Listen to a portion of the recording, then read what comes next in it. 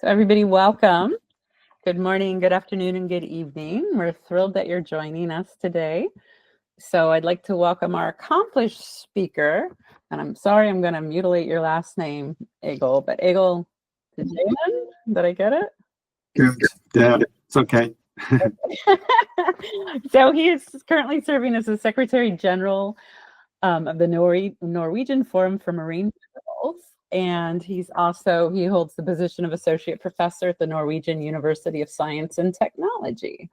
And he's going to update us on the Norwegian perspective of deep sea mining. So Egil, I'll pass it over to you. Well, thank you very much, Charlie. Well, thank you very much for being invited to the webinar. This is the second time now, and it's really a pleasure. And it's exciting times also in Norway. Exciting times because in Norway, as some of you, or maybe all of you, I don't know, we have just been through like a 5 years period of discussions of opening up our waters for deep sea mining, and it has now been kind of successfully decided by the parliament, and I will talk you through that in a little while. But it's really exciting. Oh, that's a good one. Yeah. So let's start with a little bit of history of Norway. Maybe some of you don't know too much about Norway. So if you take the next slide, just one more, just down to the next slide, please. Now, this is the Statue of Liberty in New York. All of us know that. No, that is not good. So you have to maximize it. Otherwise, yeah, I'm sorry. I have to get out of it to let people in. I see, that's not so easy. So, I see, there's a problem. Sorry about that, yeah. Yeah. Well, don't worry, Holly. I'll admit people if you focus on the other one. Oh, that would be super if you do that. That would be good. So if you maximize that down to the right, I think it becomes a little bit better if we take it slightly. All right. There it is, the Statue of Liberty. And we all know where it is. Maybe some of you don't know where what it's made of. So it's made of copper. Do you see the copper symbol to the right there? Yeah. So, you may wonder, where is the copper coming from? Well, I don't know if you are really interested in that, but let's go to the next slide. If you just take one more down. There we go. Yeah. So to understand where the copper comes from, we have to go back in time a little bit. So let's move 600 million years back in time. And then Earth looks a little bit different than from today. So it's very hard to recognize. You may see some familiar things. You see Bal, that means Baltica. So that is part of Scandinavia. You can see the outline of Norway and Sweden and Denmark, maybe Denmark, I'm not sure, yeah. And then you see Greenland, that is above Baltica. And then you can see Laurentia, that is kind of part of America, and the Amazonia and so on. Anyway, there is something in between Baltica and Greenland, and that is called the Iapetus Sea. That is what we call the Proto-Atlantic. So it's kind of an Atlantic Ocean, 600 million years ago. And it's more or less the same. It's other latitudes. You see we are in the southern hemisphere now. Anyway, at this, in this Iapetus or Proto-Atlantic, we had a rift zone, exactly similar to the one we have in the Mid-Atlantic Rift now. And in rifts, you know that we form kind of lava, basalts and all that, and also hydrothermal vents. So if you now take the next, here's one of those. It's a black smoker. We call it seabed massive sulfides. That is one of the objectives we have for deep sea mining. So this vent that comes from the spreading ridges between continents. Typically, this is found in the mid-Atlantic. But for 600 million years ago, exactly the same structure was formed in this Iapetus Proto-Atlantic Ocean. Now, what happened was that this old 600 million years ocean actually got it spread, but it locked also together. So if you go to the next, yeah. So now what happened was that it was pushed onto mainland Norway, and it was actually it forms part of Norway now. So actually, if you go to Norway now, the whole outline of Norway is kind of the roots of a big Himalayan mountain chain that was formed when this Iapetus Ocean locked itself in. It was kind of put together. And when you got this Himalayan 10,000 meters high mountains, then you got these black smokers kind of pushed onshore. And that little star you see down there, that's very close to where I'm from. It's at a place called Kopervik. It's named Copper, actually, Kopervik. And there is a mine, and that's the one you see to the right. And that is where the Statue of Liberty's copper comes from. So the whole Statue of Liberty statue was a gift from France to celebrate the 100 years anniversary of United States of America, 1776, but it was given in 1886.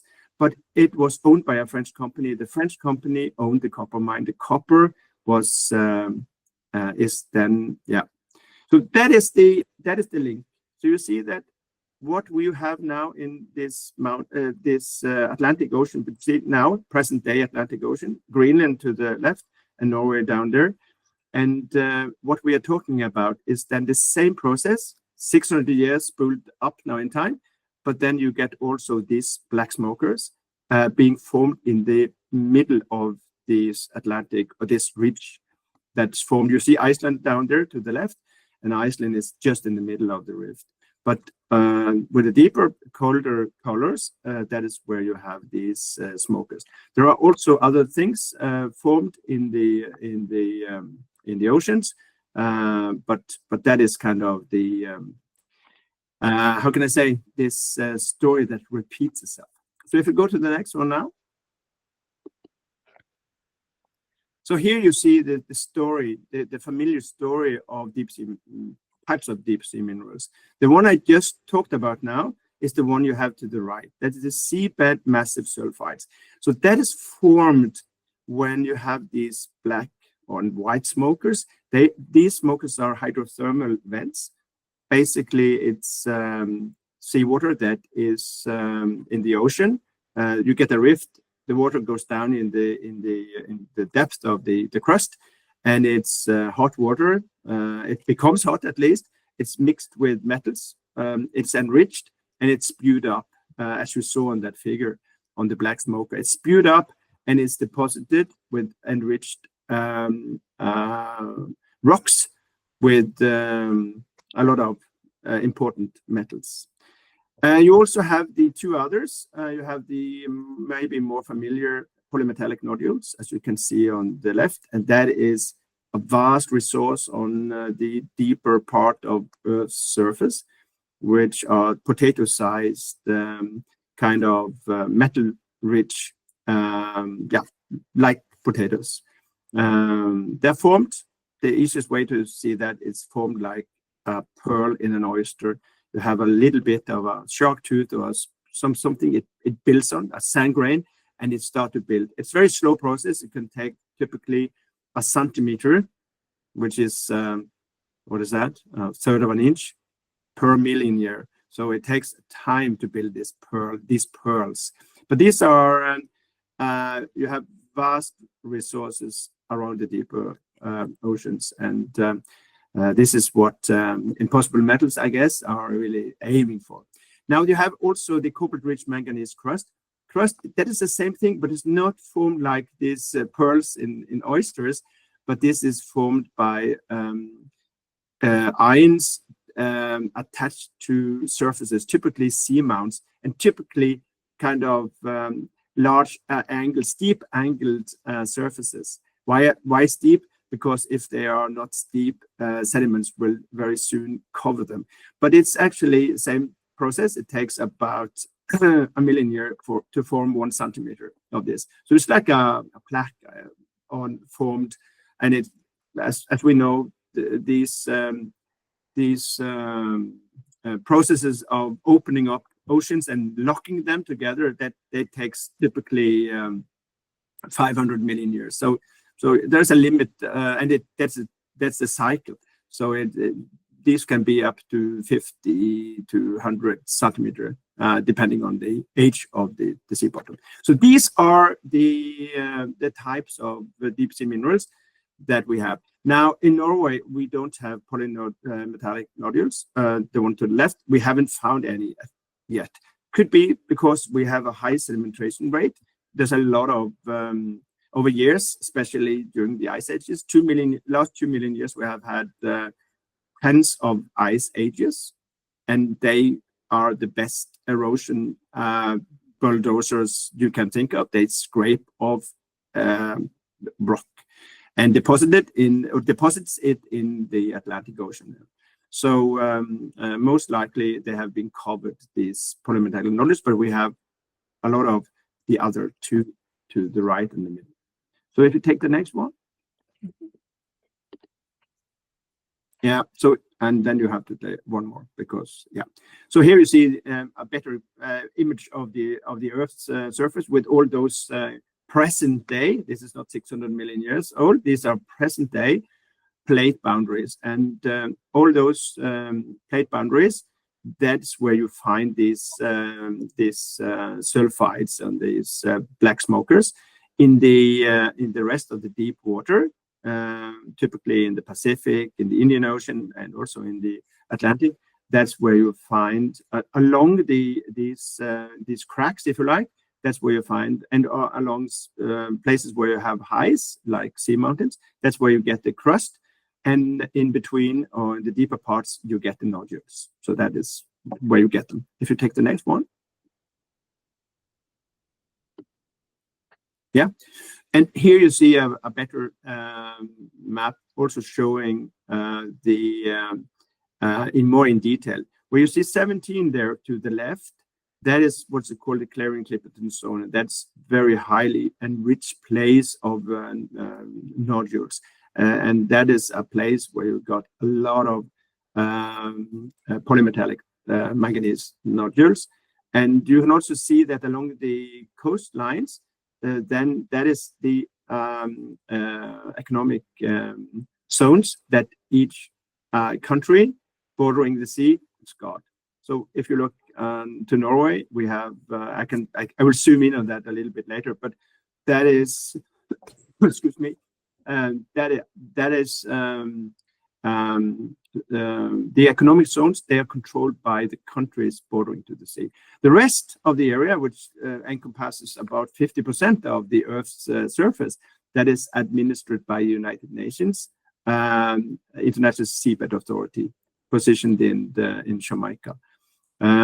So they are now in discussions to find out, to give rights to produce this kind of, how is it, the global worth of seabed minerals. Yeah, it's exciting times also internationally. They hopefully will make a finite or a definite conclusion next year. So they have been discussing this for 30 years plus. Take the next one, please. Yeah, so Norway, we are now. I'm just going to give the Norwegian perspective here, because in 2019 we actually established the Seabed Minerals Act, and it means that in Norway we have now legislation that makes it possible to start exploration and production of seabed minerals. It's an act which is based quite a lot on the Norwegian oil and gas resources, but it's tailor-made for seabed minerals. So that is the act that will regulate the seabed minerals. So if you take the next one, and here is now when the act was made in 2019, right afterwards, we had a program, as you can see here. If you just click now 4 clicks, I think, because I think there are something coming up underneath these boxes. So if you do that, Holly, please. I think that should be, there's one, there's another one, and another one. Stop there. So you see that these are the phases of the opening of the Norwegian waters for deep sea mining. So it started with the program phase, with an investigation phase. Now you see it started 2020, 2022. Then you got a reporting phase, and you got a decision phase up into 2024. So it has been running along kind of very kind of controlled way, with public hearings, with impact assessments, and with a number of So it has followed kind of the same procedure as we will do in all kind of new industries. But it's interesting to see that we have actually followed that plan with the right dates and so on. So if you take the next one. So here is what it started with. So in 2021, that is now, you see Norway here and Greenland, the same pictures as I showed before. And now you can see a little bit more detail of that rift. It's not just a smooth line now. You see it's a rugged terrain. You can see the bathymetry is a little bit more complicated. And you see it's not like the cartoonish rifts between these plates. It's a little bit complicated. And you can also see those yellow lines. That is the outline of the Norwegian waters, the exclusive economic zone of Norway. So we got about 6 times more area in our waters than on mainland. So it's a quite huge area. You can also see the island up north there. That is Svalbard, which is governed by Norway. And you can see and you can also see that there are some jumps in that yellow line, because where you see the jump, then there. Oh, sorry. If you look at the middle of the picture, you see a little bit strange position of those lines. That's because there is we have an island called Jan Mayen, which is a kind of a microcontinent. So that means that we could get a bigger economic zone. But when you come a little bit north, out of that Jan Mayen area, then you have the mid-sector division between Greenland and Norway. That's the reason why you have that cut. So that was 2021. That is kind of the starting point. So if you go to the next, in 2022, now what happened was that the Norwegian Petroleum Directorate, which is now called the Offshore Directorate, but they have got the responsibility to find out where are the most prolific and potential interesting places for, in this case, sulfides, and for crust, manganese crust, the 2 types that I showed you in the beginning. And now you see you have this brownish area, which is quite large. And you see it follows more or less those outlines or this border, apart from maybe in the north and a little bit in the south, but it's a huge area. But you see it follows more or less the rift area, where so this is the so this was the origin around 2022, and the Offshore Directorate in Norway, together with universities in Norway, typically, or most University of Bergen, they have done a lot of surveys to see if there are what kind of resources that could be in this area. And they have this space, this area that has been outlined here, that is based on those surveys and those resource assessments. So if you take the next one now. Now it's getting more interesting, because as time follows those boxes, as I showed you, then you have to look at the area which started like, the one to the 2022, to the one which is now the pink area. If you look now into the 2023, so that then it has been reduced somewhat, and that has the reason why you start first of all with the area that you can, or the Norwegian economic zone, the exclusive economic zone. You start with that one, and then you go into all kind of public hearings. You go into investigations. So, and the most important thing for seabed minerals, that is a question of environment, and it's a question of resource potential. So those dots that you see there, they are typically samples from manganese crust and from the sulfides, the smokers. And based on the both on the environment and on resource or potential resources, the area was reduced to this pink area that you see on the right hand side, the one that says 2023.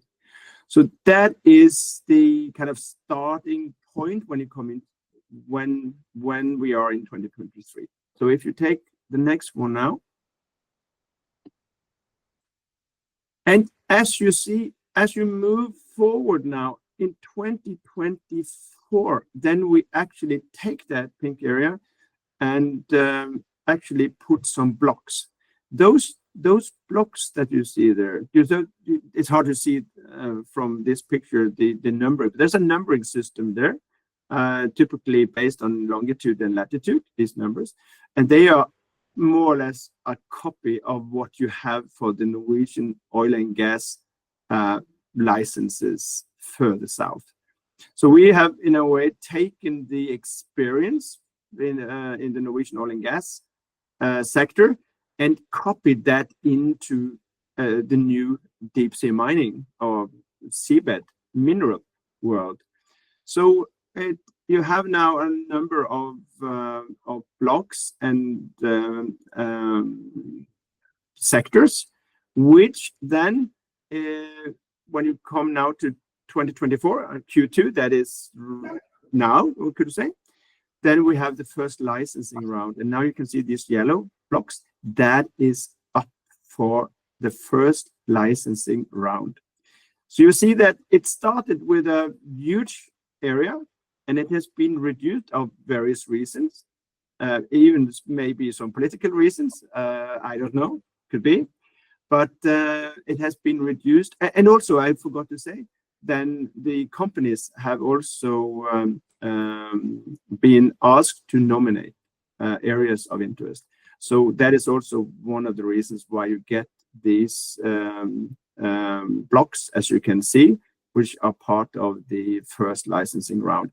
And if you copy, or if you think of this story compared to the Norwegian oil and gas history, that is more or less the same. You start with an area, and then you kind of limit it, and you extend it, and so on, as time goes, and as you see if there are resources in this area or not.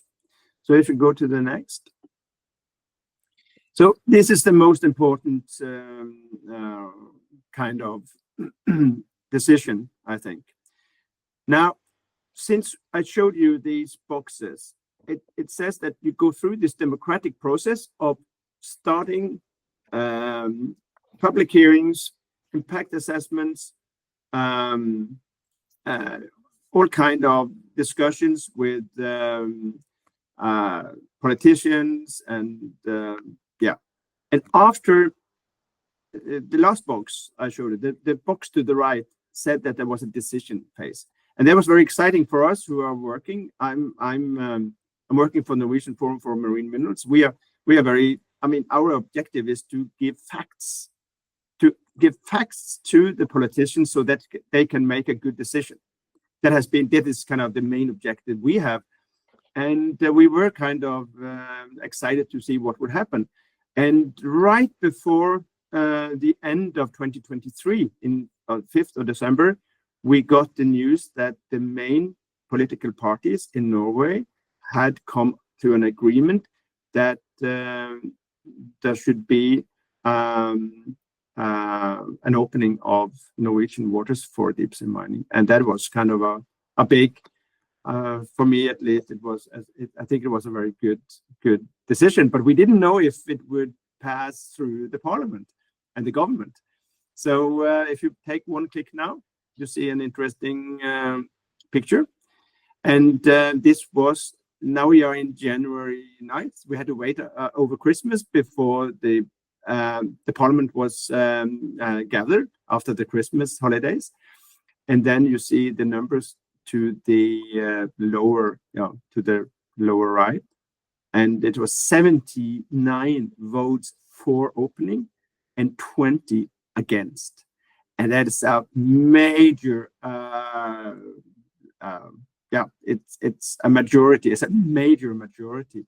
You see, it's almost, yeah. I say it was really a great moment, because that was a relief for all of us who kind of think this is a very good idea, or all those who have invested time and money and all that to go into that. So that is kind of the decision phase.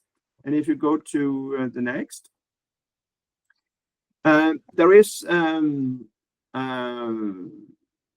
also an ongoing understanding that Norway could be a contributor to get access to critical minerals, not just for Norway, not just for Europe, but also for USA.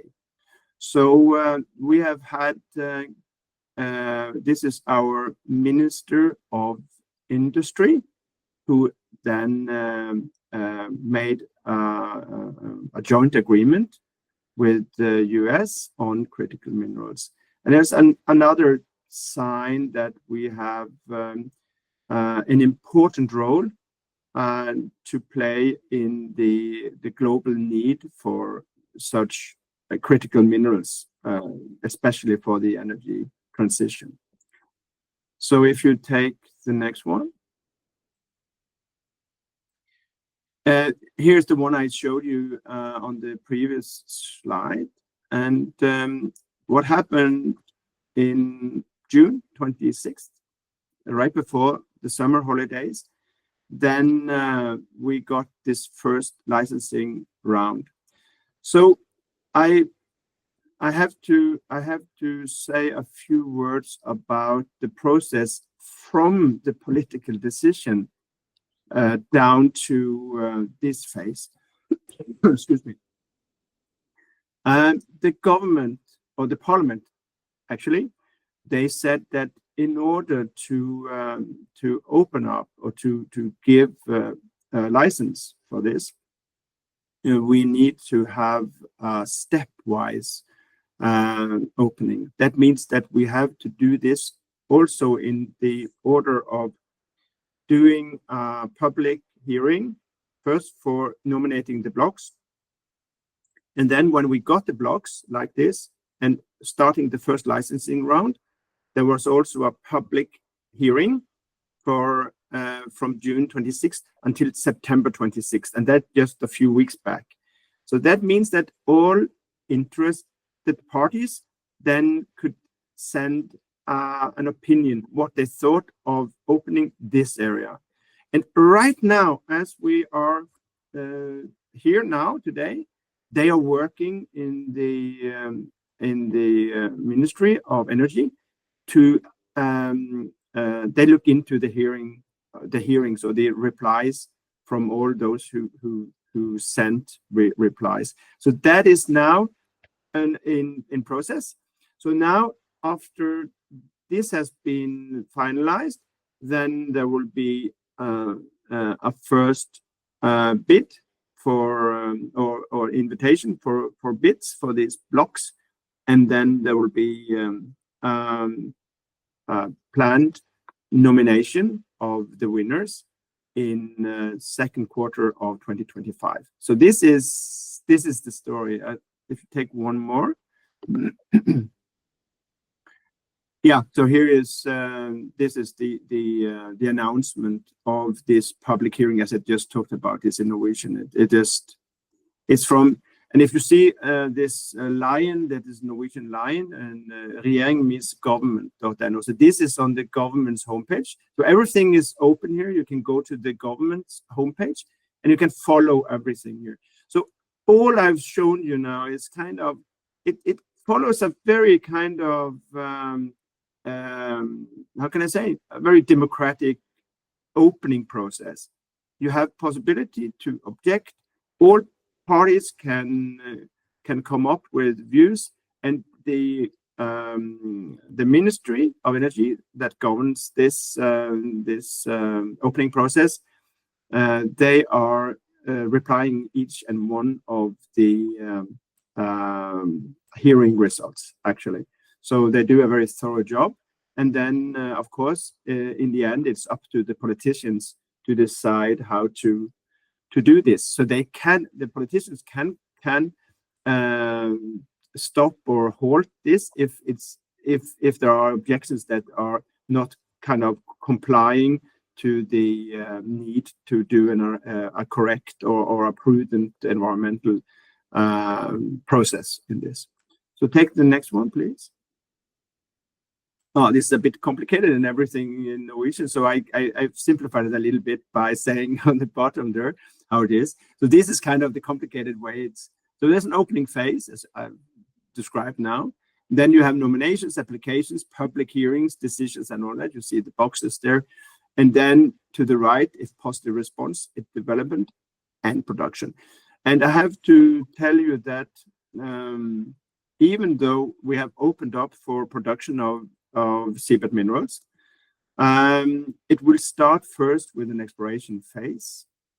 And then after the exploration phase, and naturally the most important things for the exploration would be to see if there are any resources worth mining for, and also can you do that in an environmentally feasible, sustainable way. Those two factors are the really important factors for getting license to continue. So there are kind of stumbling blocks here. You could say if you don't fulfill kind of these steps, then you can be stopped. The government can stop and say, hey, wait, do a better job before you continue the process. But so far, this has been the process from day one, you can say from 2020 until now. And so far, we haven't had any halts, but there is always a possibility for that. So if you take the next. And now back to that question of resources. Now, the former NPD, which is the Norwegian Petroleum Directorate, now named the Norwegian Offshore Directorate, they did a resource assessment of seabed minerals based on all findings, let's say from the end of the 1990s until 2023. That means surveys, sampling, geophysical measurements, and so on. And they made this report. So if you take the next. And now you see some names of metals. And these metals, these lines or these rows, as you can see here, they indicate with the numbers how many years of global production that could mean. So it's a little bit hard for me to see, but in cobalt, for instance, I have to look into that. So we have in the Norwegian waters 28.6 years of global production of cobalt, for instance, and you can see those numbers are in years of global production. And you see there's a lot of metals there that are really important metals for the energy transition. And why? You can also see, I have to check it up. You have copper as in Norwegian here, but if you look on the top one, it's copper. And just for completeness, we know that copper is a very important metal for the energy transition, because whatever you do, you have to join up all the windmills, and you have to join up and connect all the solar panels, and that is normally by copper. Excuse me. And the copper is one of the very important metals, and we know that copper it's not produced in enough or high enough numbers right now in order to comply with the pledges made for the 1.5 degrees reduction or temperature increase. So we are talking about 5 to 6 times copper production from our present day's numbers. So that is highly needed. So if you go to the next. Okay. Yeah, and that's a small fun thing I did. You see, I just found out on this, like a back of an envelope, found the average prices for all those metals and just calculated how much money it was worth. And look to the right, that's maybe the easiest one to see. The total resource value based on this is kind of the order of 1.5 trillion US dollars.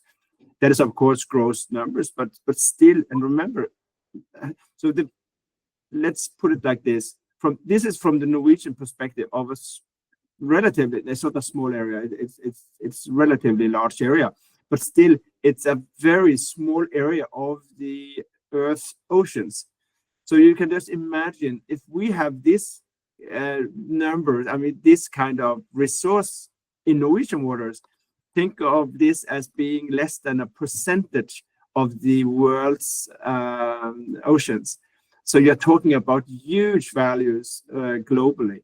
So this is a very good kind of, I mean, this is good, of course, if you're going to do business, to see that it's worth a lot of money, but still it's good for the Earth, because it means that you should have incentives of companies going to exploit this. And I know there's a lot of companies doing that, but it's solving it could be the way to solve the energy transition globally. And since there is a lot of incentives, economic incentives, then there is hope to fulfill the climate pledges. Yeah, if you take the next one. Yeah. Now it's interesting to see how we should do this. I showed a map of Norway in one of my first slides with this copper mine north of Stavanger, as I showed you with the Statue of Liberty. But all this is a long coastline in Norway, and we also have, excuse me, we have potential supply bases, and we have places for process industry in Norway.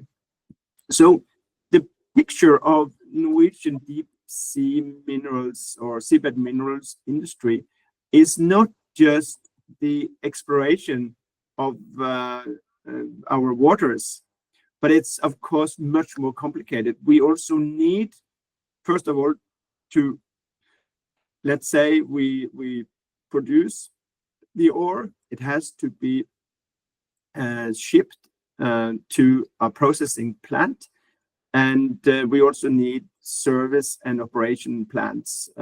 So this is, here you see those places that we could use along the coast, and it's a little bit inspired also from the oil and gas industry, where you have supply bases and you have search and rescue. That's of course another issue, because it's quite far out in the sea, so we have some challenges there. But we have this Jan Mayen, as I said, this island there, and then you have Svalbard up north, and you have Norway, and yeah. So, but it is a challenge. We have Greenland and so on.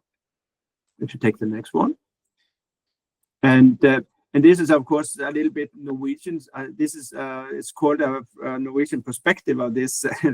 but there are a lot of contenders to who should control this in Norway. And I'm from Stavanger, and they took charge of the oil and gas in the 60s, 70s. It was not the capital, and it was not where I now live in Trondheim up north, with Norwegian University of Science and Technology, which I belong to now, but it was Stavanger. But there are places around here that could be really suited for kind of being the places to take kind of care of supply bases and to be what we could call mineral capitals, or deep sea mineral capitals, maybe better. Yeah. So if you take the next one, yeah, that was thanks for listening. That's spot on. So thank you very much. Great. I hope you enjoyed that. And please, I'm open for questions and comments. Just for the sake of Scandinavian humor here, I'd like to understand why there was a lion in the Norwegian government logo. You see, I tried to do the 600 million years origin of the Statue of Liberty, but I didn't go into a story about the lion. No, I'm not really sure, but these state symbols, they have quite often lions and eagles and other kind of animals, the proud animals. Yeah. No, I would have gone with an elk or a deer, but never mind. Anyhow, I just wanted to ask the serious question is, of course, because Norway, as a signatory to UNCLOS, of course, has had the ability to get involved in deep seabed minerals in international waters since 1994. And my question is, this Norwegian legislation, of course, targets your own economic zone, but how does it play with UNCLOS? Is there because UNCLOS, for example, requires you to do your own deep seabed mining legislation, even if you have an international license. Is this legislation compliant with that demand by UNCLOS if Norway, for example, went into international waters as well? Well, I'm not absolutely 100% sure of this, but I assume that the legislation, the one that I saw, the act that was made, is in compliance with the UNCLOS. Norway has not got any licenses in the international waters. We are part of the International Seabed Authority by all means. We have been there from the beginning. So there, I think we have to separate that a little bit. So we work very much, and I also have to say that the Norwegian Forum for Marine Minerals, we are observers actually at ISA in Kingston. So of course we need to comply with the UNCLOS, and I'm quite sure that the act is compliant, and I'm also quite sure that if now we start with exploration and production eventually, then that will be in accordance to compliance of the UNCLOS. Okay. All right, Deval. Yeah, I'm a mechanical engineer studying in India. I want to build ROVs for underwater. So can you tell me the best path for my future planning? I'm right now 18. It was hard for me to hear that. Holly, did you hear that? So you can tell me what the question was? So, Deval, I'm sorry, could you say that again? We were having a little bit of trouble hearing you. I'm a mechanical engineer in India. Right now I'm 18, just joined a college. So I want to build underwater ROVs. So can you please guide me on what is the best path? Oh, I see. Yeah, I know. I see. Yeah, when now in the first phase now, when the first licensing round has been when you are aboard for the first licenses, then there will be an exploration phase, and there will be need. Absolutely sure, there will be need for ROVs, and there will be need for ROVs also, of course, for a production phase. So I would guess that if you like to do some work on ROVs, the best thing would be to contact those companies that are kind of involved with this business in Norway. And you can go to the homepage of NMM and you will find at least 4 or 5 of those. And I would suggest that you just get in touch and ask for kind of what kind of equipment they need in terms of ROVs. Okay. Okay, Karan.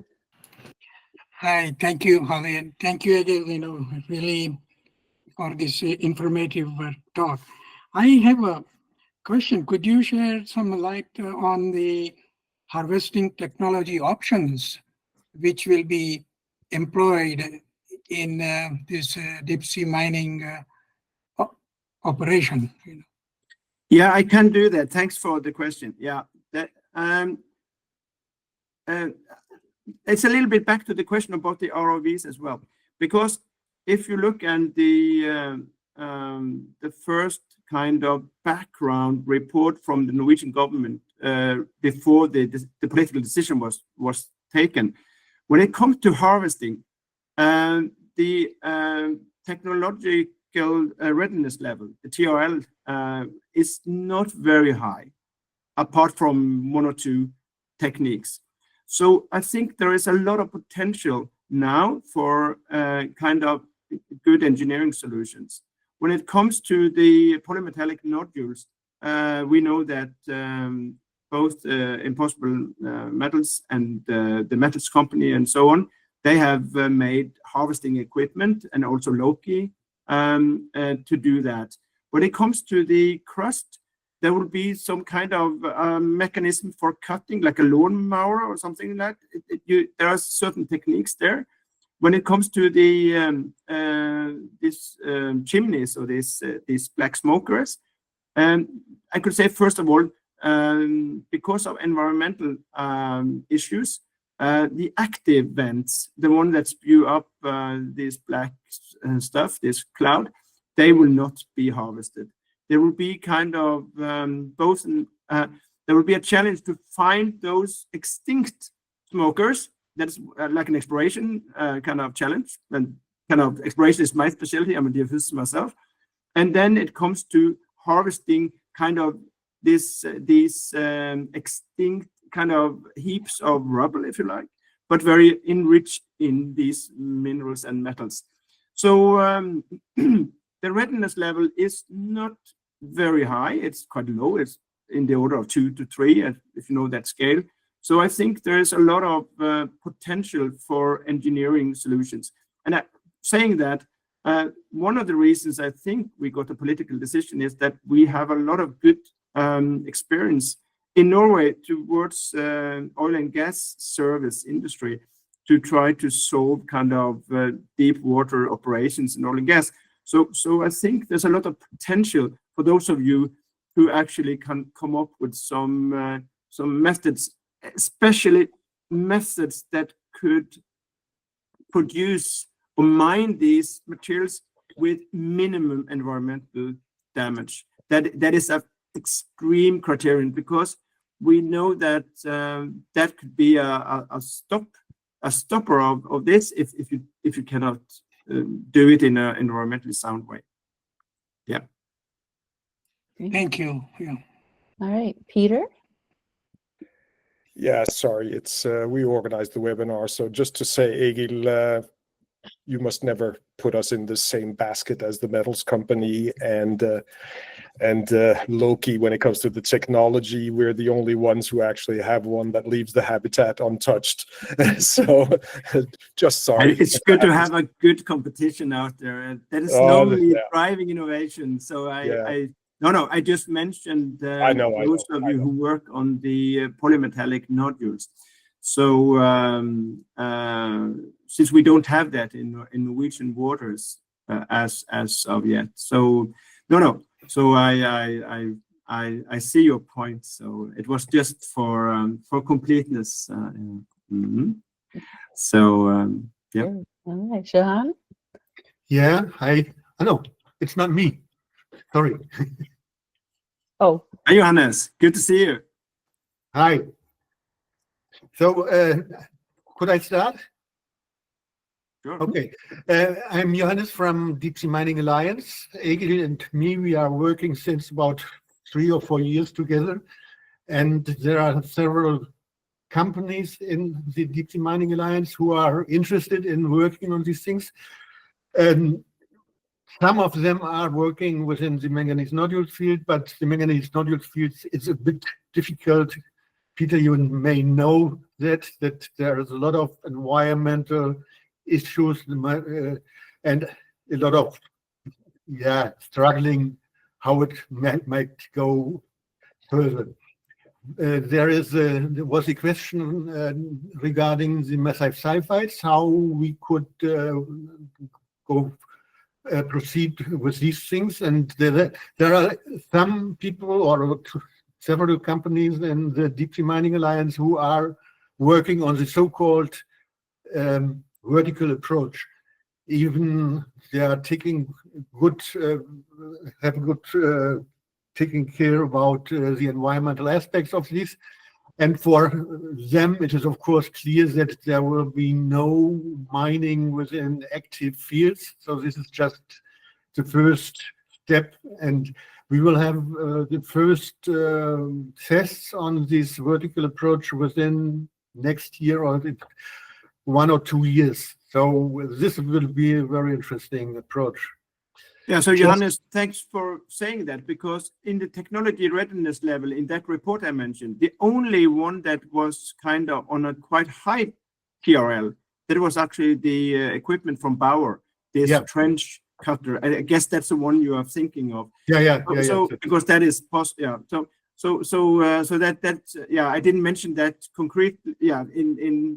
But that's the one I was thinking of, which had a kind of high technological readiness level. And they are on the way already preparing a test within the Indian Ocean. Yeah, very exciting, very good, Johannes. Thanks. Okay. Egil, we have a question and a comment, I'd say, in the comments. Can you see that field, or do you want me to read them too? Yeah, you have to read it because I cannot see it. All right, so from Maria Baker, her question is there already good environmental baseline data in terms of ecosystem makeup and function in advance of geological exploration? Yeah, that's a good question.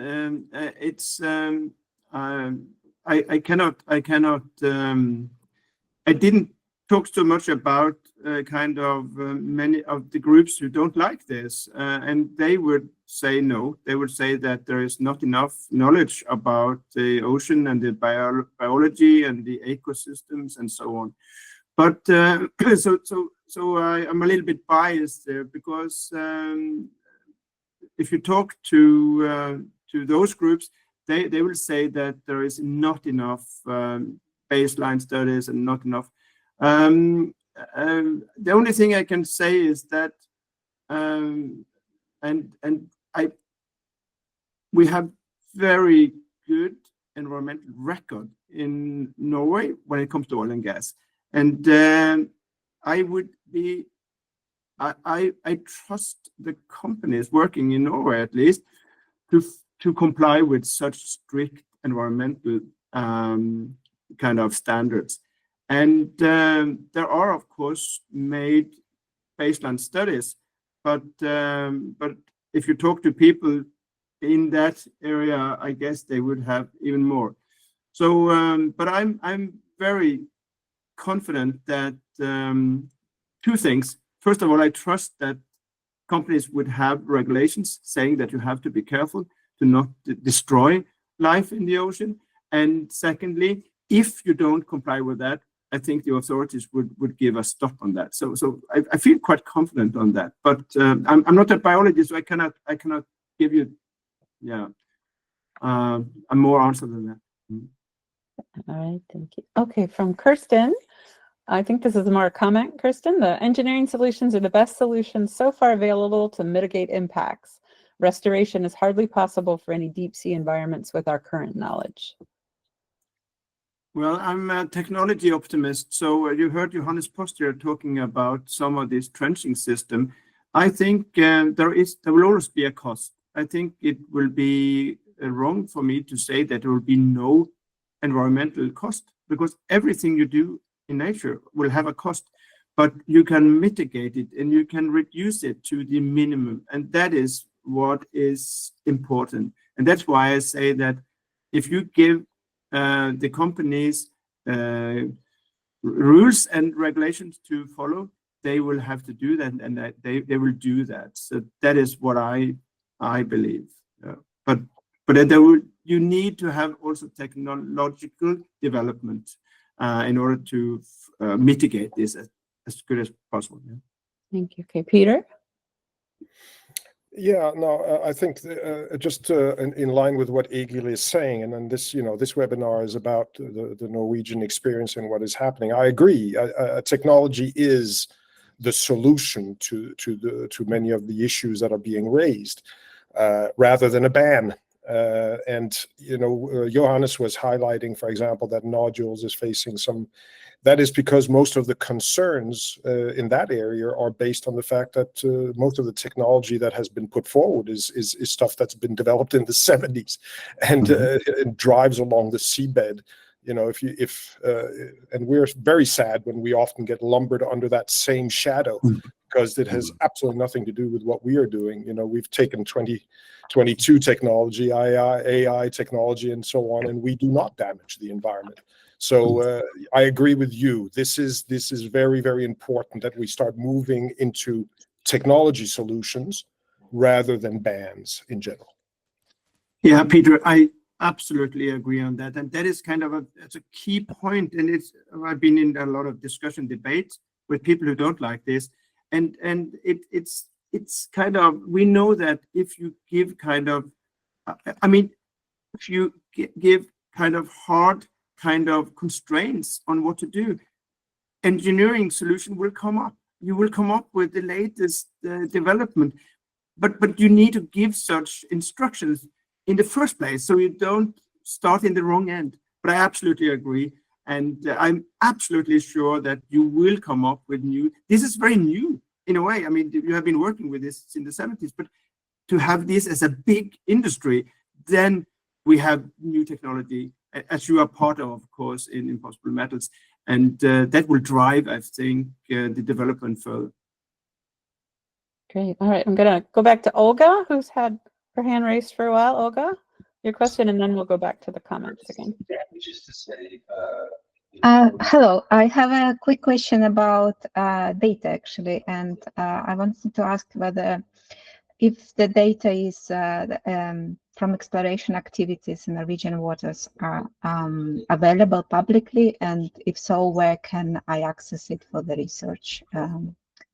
Where can I find data? Yeah, that's a good question. If you go to the offshore directorate, I think it's od.no or something, or npd.no. But then they have a data package. I think you can get it for research purpose. So you can go there and download that. It's 4 or 5 gigabytes of data. That is as far as I know. So you would have possibility to use that for research. Yeah. There is an open, but I don't really know the details who can access it, but I think you can do that open. But it's just worth a check. And is it like a data, like a high resolution bathymetry data? Yes, all kind of things. Yes, samplings and bathymetry and seismic and so on. A lot of data. So it should be. I think it's available. Yeah, for use. Yeah. All right, we got a couple more questions, and we're right at the top of the hour. So if we can, so from Marcus Olson, he says, so there is today no knowledge about baselines regarding ecosystem services, biology, geochemistry, and connectivity between seabed and pelagic, ? Yeah, I have to be honest there. That is not my specialty, and I'm not a biologist, and I'm sure that okay, let me rephrase that so I can say something constructive about that. What I think is important to know is that if there is a lack of data, as you say, I'm sure you are right, we need more data.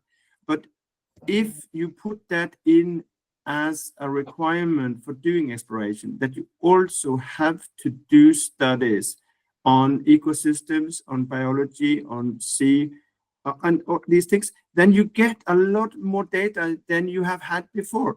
The reason why there is a lack of data of ecosystems in the waters, that is because it's very hard to fund this. It's huge areas, but this is a golden opportunity to go hand in hand with the companies that are going now out there to look for potential areas for seabed mineral. And then you get more data.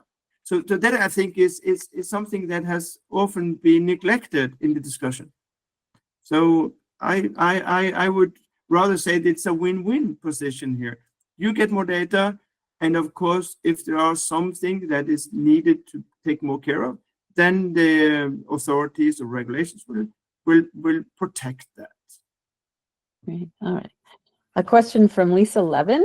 Given that the Norwegian resources are on extended continental shelf and the overlying waters are high seas international, is there a plan for working with fishing and other pelagic interests at the international level on impacts in the water column? Oh, that's a hard question. I'm not really sure how that transition between the international waters and the Norwegian waters, how that is. I have to pass that one because I would, yeah, if there is a kind of a border zone there, I'm not really sure. I would think that you have to go to the UNCLOS, I guess, because in the UNCLOS, then there are regulations there. Peter, you have to help me there since you know that better than me. But UNCLOS have regulations of the sea above the sea bottom. Is that right? Yes, it is. And UNCLOS is one of the most complicated documents in the world. So please don't put me on that. It's I try to do that because I'm not really sure myself. But it's a good question, I must say, because I've never heard that question before. I never thought of kind of where you meet the international waters into the economic exclusive zone. So that was so thank you for the question. I will take that back and ask some of the experts around here because that is that's an interesting question, I must say. I don't have an answer for that. So UNCLOS does address it, Egil. It does. Oh, they do. Okay, they do. But it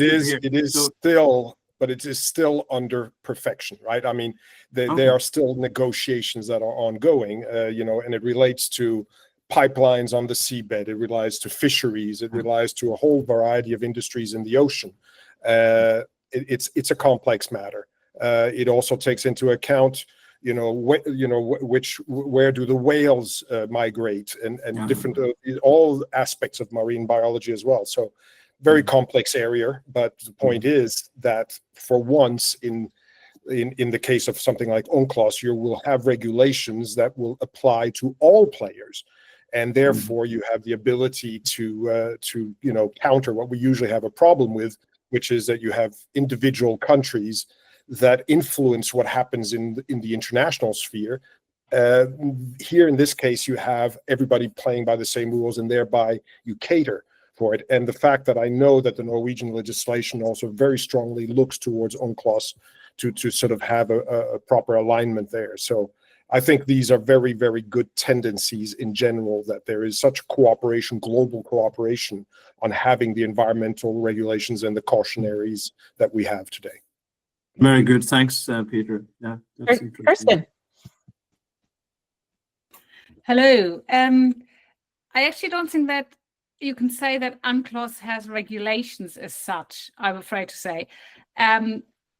The regulations come actually from the competent authorities, like the ISA for the seafloor and for the high seas.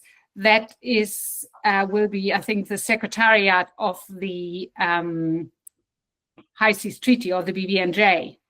So when you read UNCLOS, and I'm a true believer in UNCLOS. I think it's an absolutely fantastic document, but it does not go into the details to provide you with regulations that would be useful for the industry, For that, you need the step between the industries or the activity and UNCLOS. You need the competent authorities to bash that out, actually.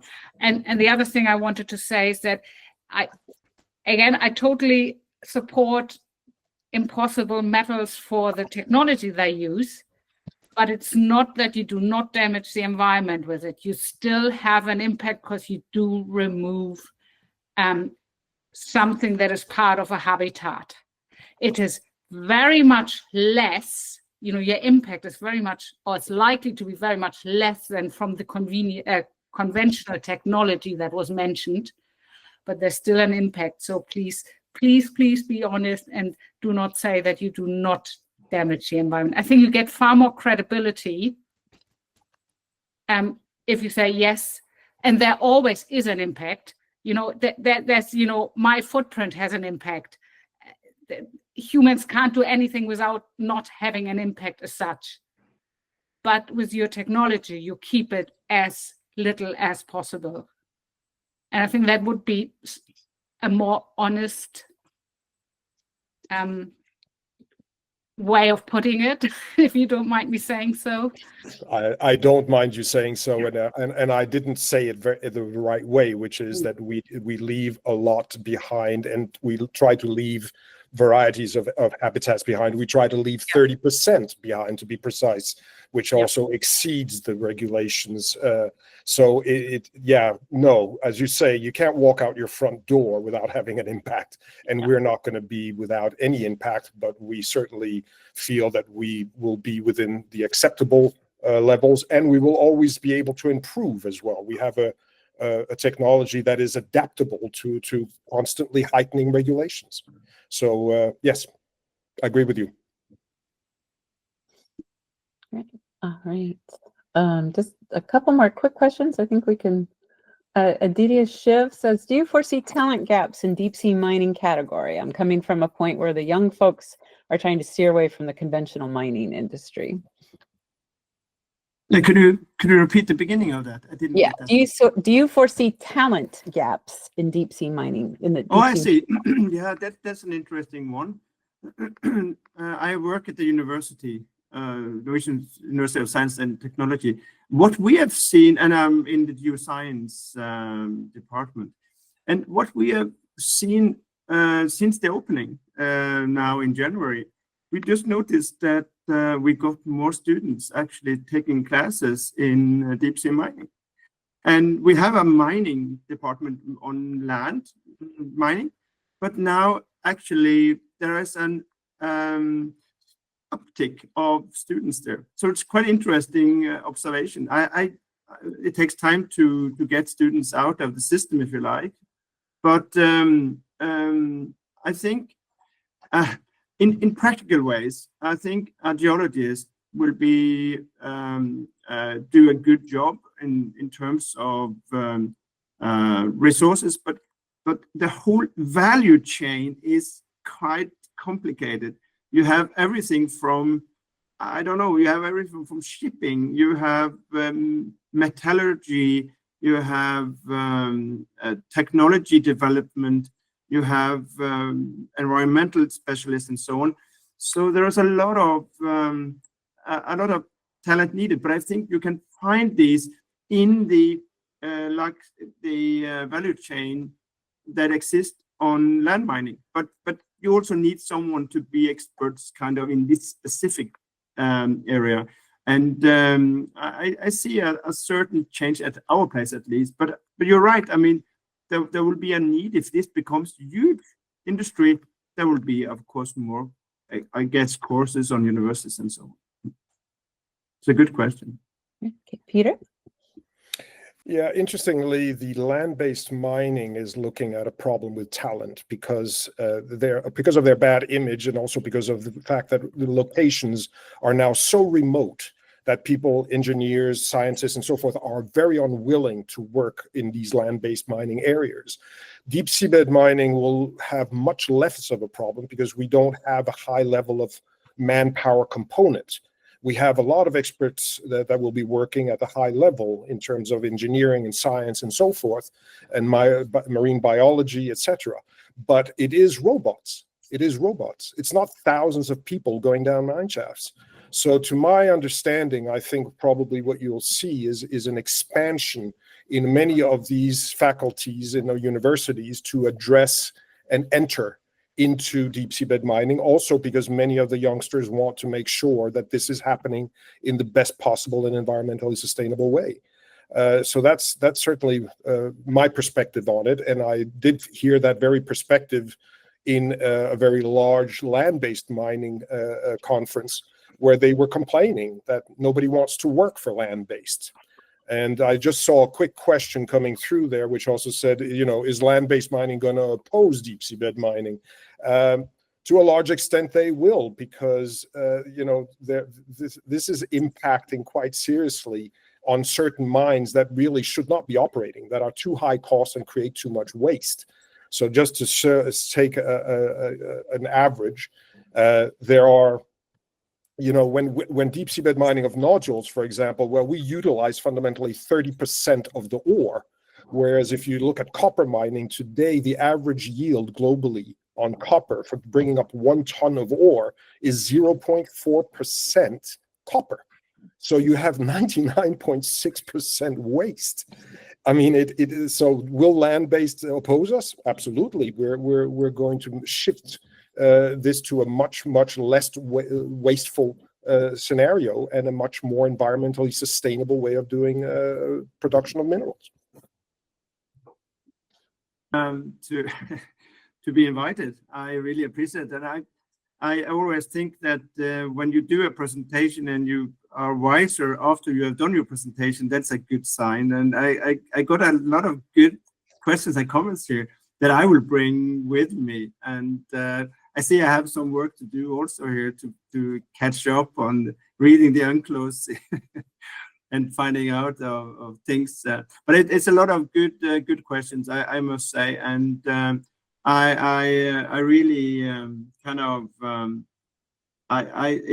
it's exciting times. I've not been working more than let's say 5-6 years, but it's amazing how much have been happening over the last few years, and you know, compared to the last 50 years, and it's kind of exponential, kind of both interest and possibilities, I think. So this looks really great, and it's amazing to meet you guys, and thanks for all the questions, and thanks for being here.